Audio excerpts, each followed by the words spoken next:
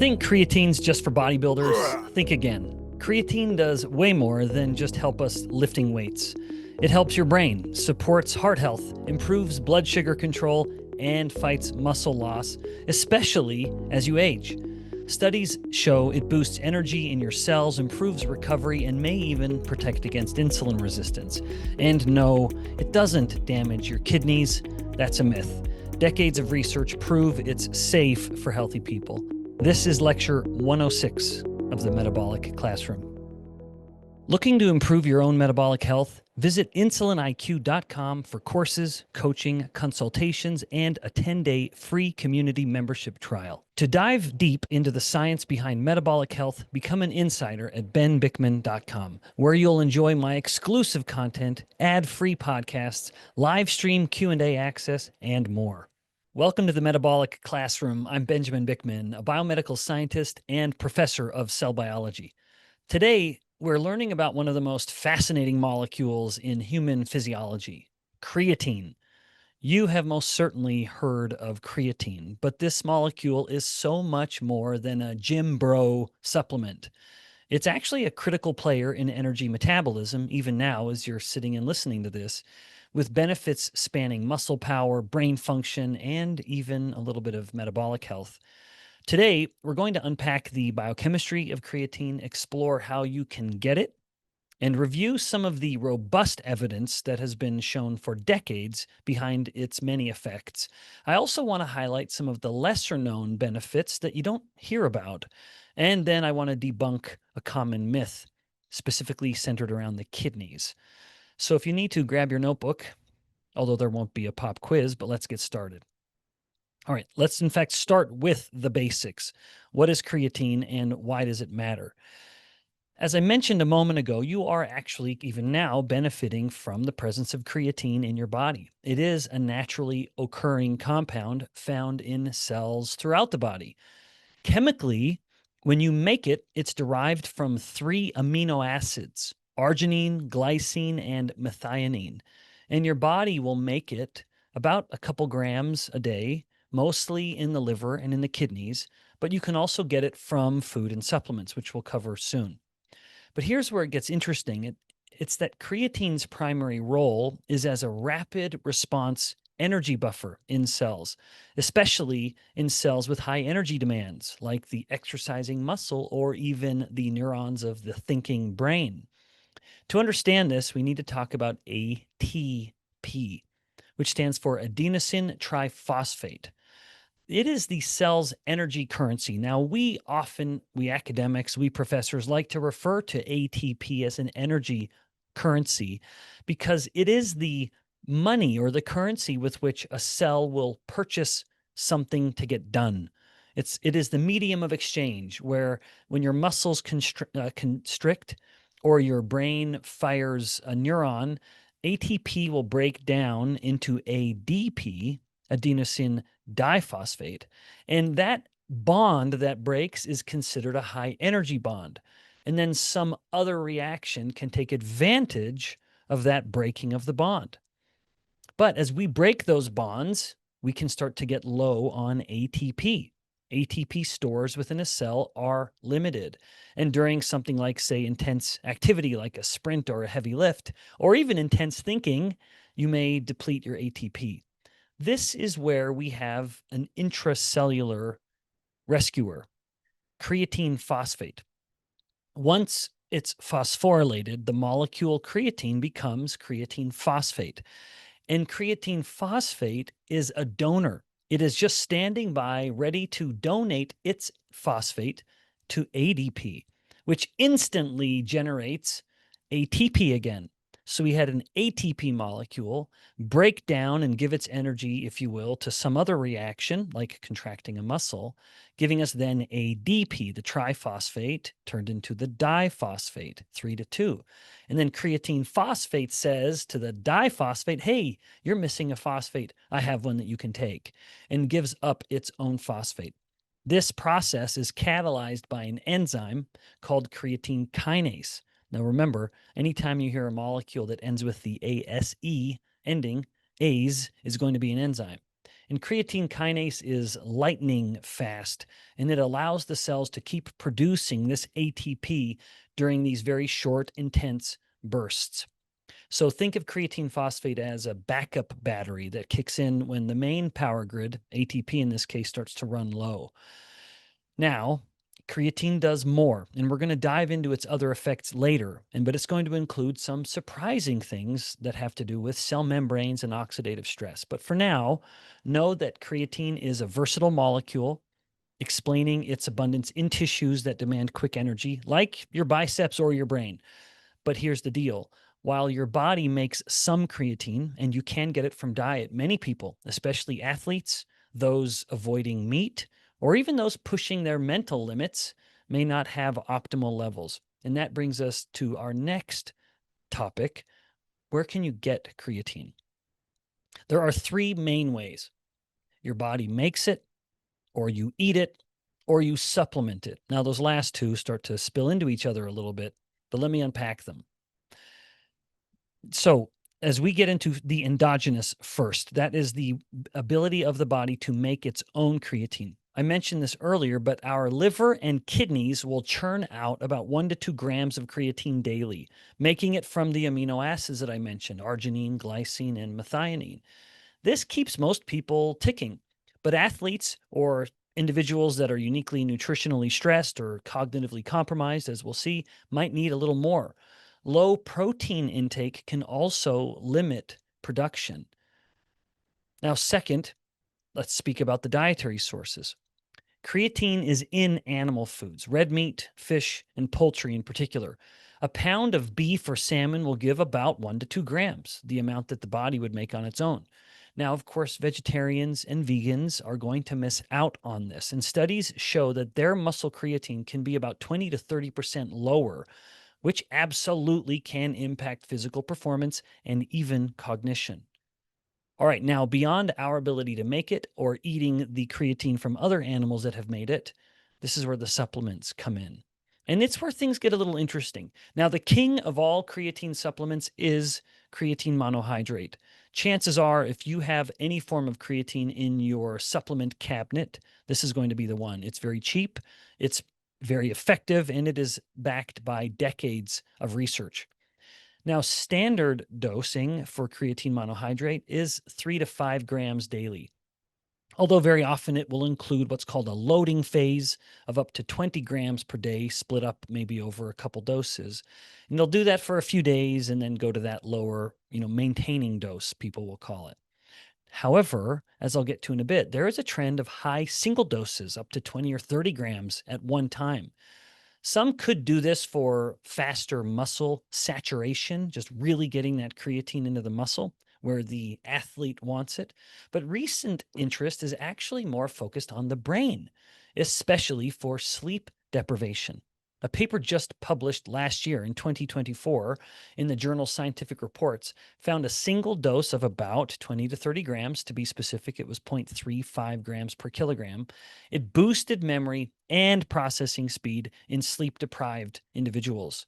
And the effects kicked in at about 3 hours, and they even lasted for up to 9 hours in this sleep-deprived state. And this was all compared to a placebo, so it was a very well-controlled trial.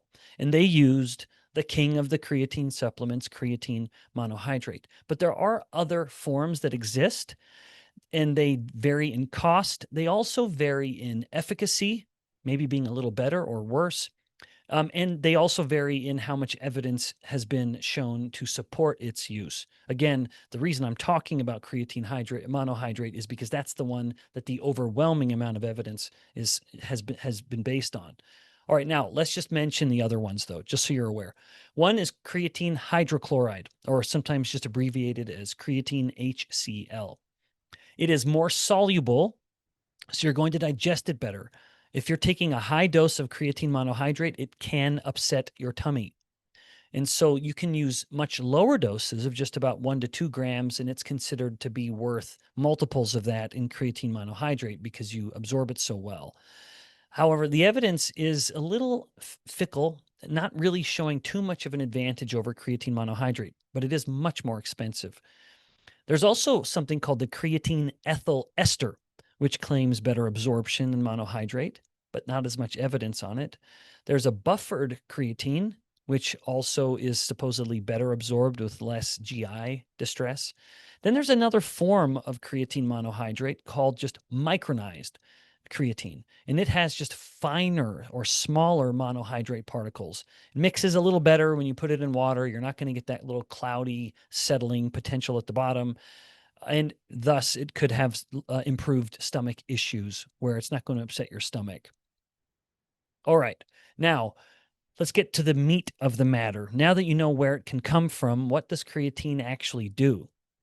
The research is, in fact, quite extensive. So I had to, for the sake of this brief mini lecture, trim it down to the most important and most validated things. But of course, the biggest of all of these is muscle power recovery and even some neurological outcomes, as we'll get to in just a moment. But let's start with the big one, which is muscle power and performance. Creatine is the gold standard for high intensity, short duration activities. And creatine has been shown to increase strength by up to about 10% and power output by potentially up to 15%. Power being a function of physical measurement of just the strength over time, something like jumping or sprinting. And that is all versus placebo. So it's been done in well-controlled trials. Now, that is huge for elite and competitive weightlifting and sprinting or similarly aggressive activities. And of course, it works by boosting ATP regeneration, allowing harder, longer efforts and enhancing even the size of muscle and protein synthesis. A 1999 study showed that creatine users gained 2 to 4 pounds more of lean mass than placebo after 12 weeks of resistance training. Now, I should add that part of that is going to be water, that where creatine gets saturated into a muscle, water will also follow that. Now, what about recovery? I'd mention that because creatine also aids recovery. Intense exercise causes muscle damage and inflammation, and creatine can help. A 2004 report found creatine reduced muscle damage markers by 20 to 40% after the most damaging of all exercises, eccentric exercise. So that would be like the negative, the so called negative of a movement, which can tear the muscle more than the concentric or the positive movement. It also can speed glycogen resynthesis, so muscles refuel faster. All of this is just to say that there's the potential for less soreness and you being able to recover and be more ready for your next workout. Now, I've alluded to the brain, and there are indeed benefits. Creatine is not just for muscles, it is a brain booster. And our brain uses about 20% of our body's ATP. And neurons rely on creatine phosphate for that rapid energy regeneration, just getting ATP up there whenever it needs it. In fact, creatine improves short term memory and reasoning in healthy adults, especially under stress or sleep deprivation. This is particularly true for people who may be creatine deficient. A 2007 study showed vegetarians have given that were just given 5 grams of creatine daily, which is pretty modest, for 6 weeks, had better working memory and processing speed. For Alzheimer's, the evidence is early but quite promising. Alzheimer's involves, of course, as you know, impaired brain energy metabolism, and creatine can help.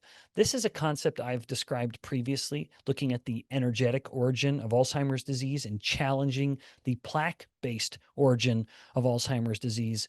And let me just reiterate something I spent an entire episode previously discussing, which is Alzheimer's disease is not a result of plaques in the brain. The plaques in the brain are simply coincident and probably themselves a manifestation of metabolic problems.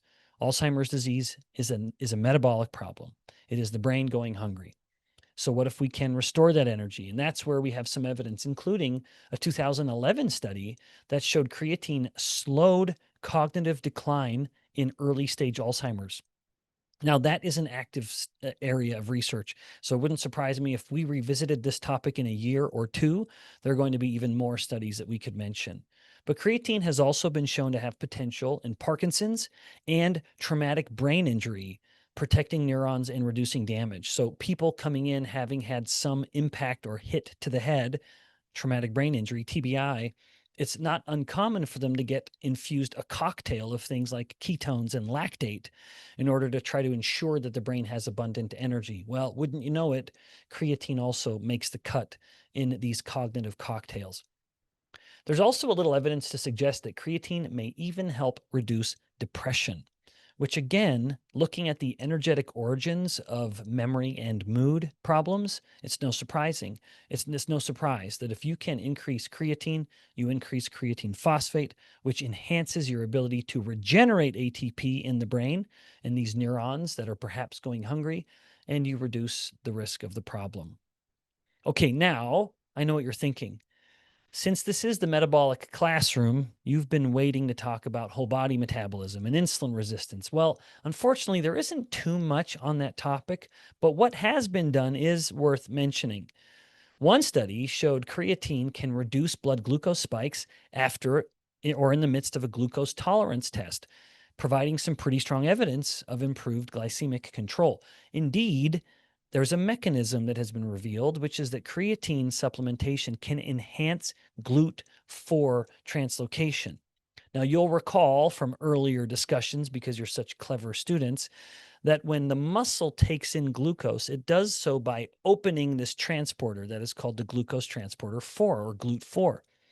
Normally, that's only going to happen when insulin either comes and knocks on that door of the cell or the muscle cell is contracting and relaxing, like during exercise.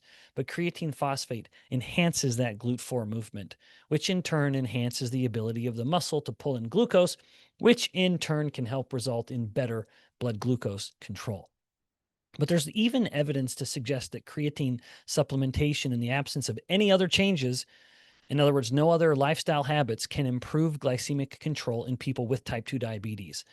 So, from the athlete to the sedentary type 2 diabetic, each can justify their supplementing with creatine and claim various benefits. Now, speaking of benefits, before we debunk a common creatine myth, I want to take a little moment to teach you about some of the lesser known benefits that most people, even some of these fitness supplement enthusiasts, might not know about. Because beyond powering ATP regeneration, creatine has remarkable effects on cellular health that could explain why it's so promising for myriad problems, including things like Alzheimer's disease. These include cell membranes, oxidative stress, and even some influencing of gene expression, as you'll see. All right, so first, let's talk about membrane stabilization. Creatine, especially in its creatine phosphate form, actually supports a type of lipid called phospholipids in the cell membrane. So, phospholipids are one of the main components of the fatty parts of the membrane. And when the phospholipids are supported, it makes the membranes more robust. This is like reinforcing the walls of a fortress.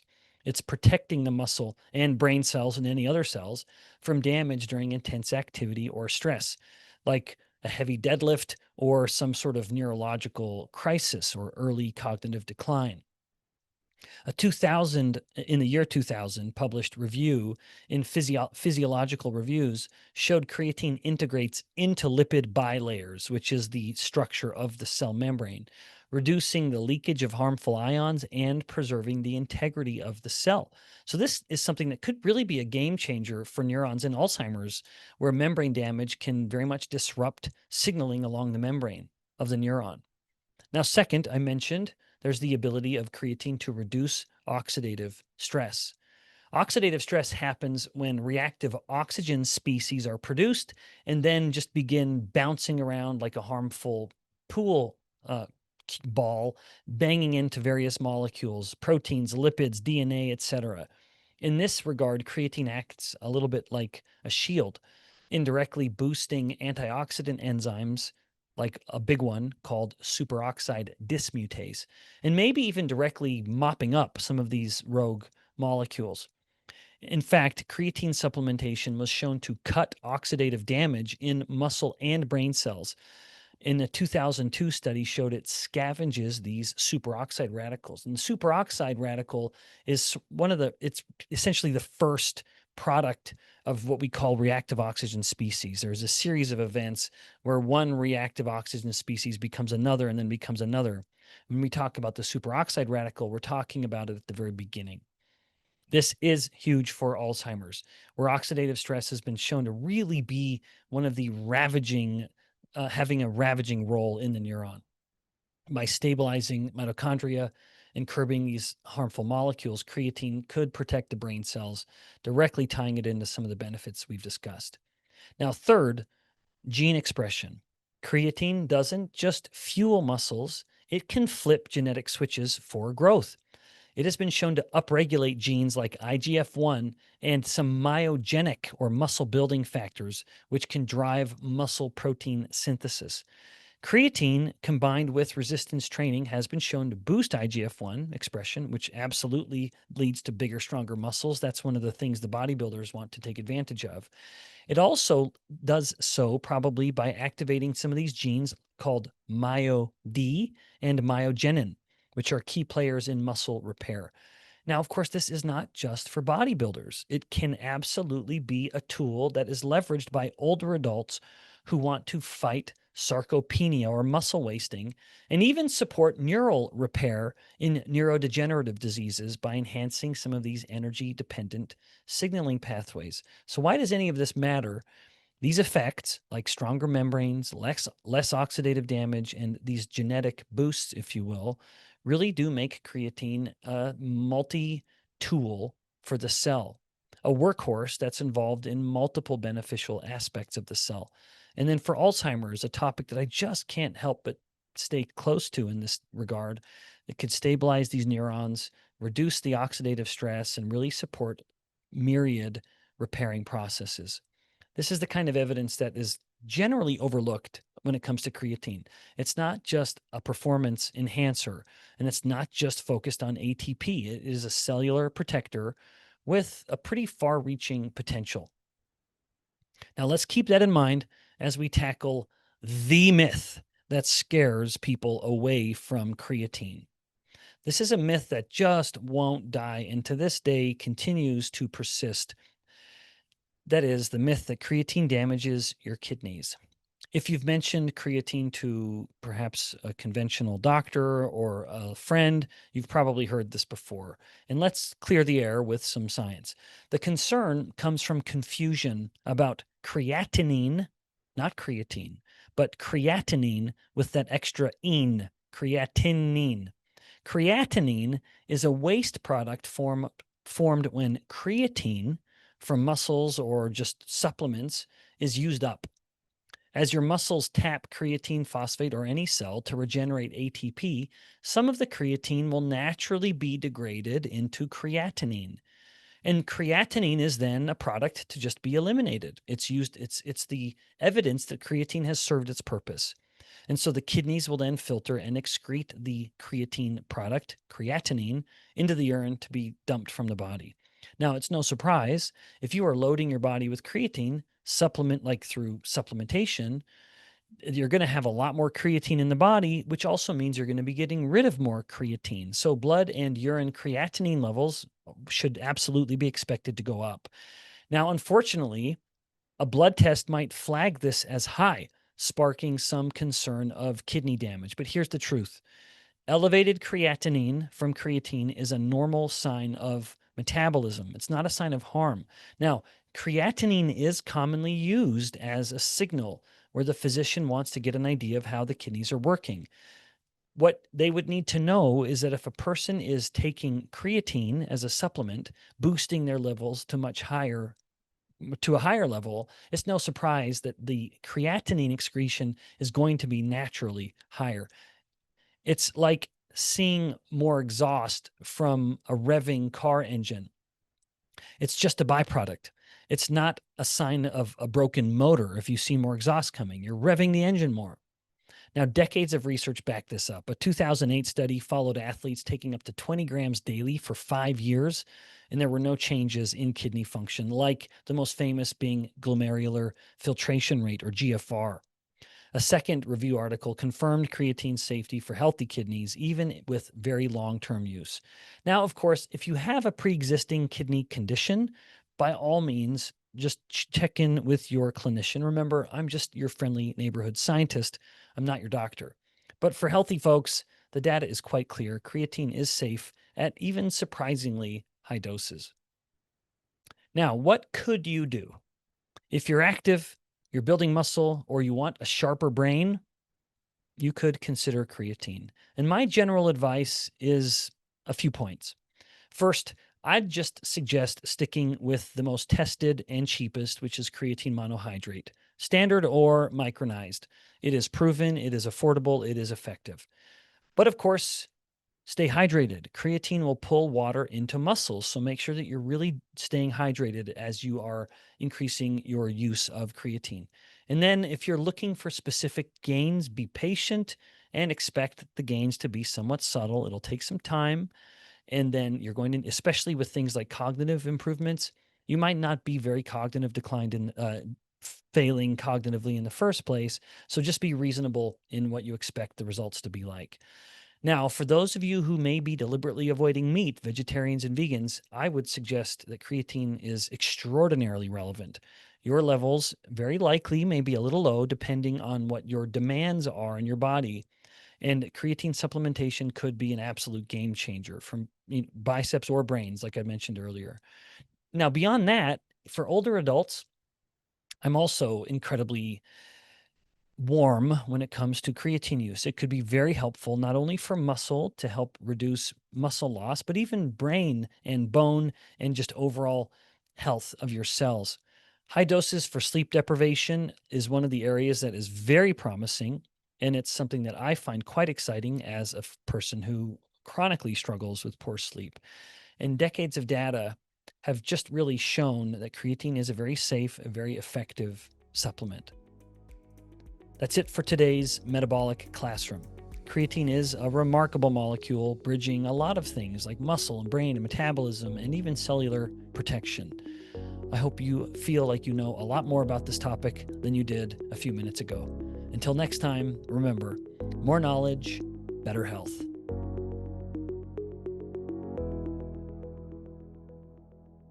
Looking to improve your own metabolic health? Visit insuliniq.com for courses, coaching, consultations, and a 10-day free community membership trial. To dive deep into the science behind metabolic health, become an insider at benbikman.com, where you'll enjoy my exclusive content, ad-free podcasts, live stream Q&A access, and more.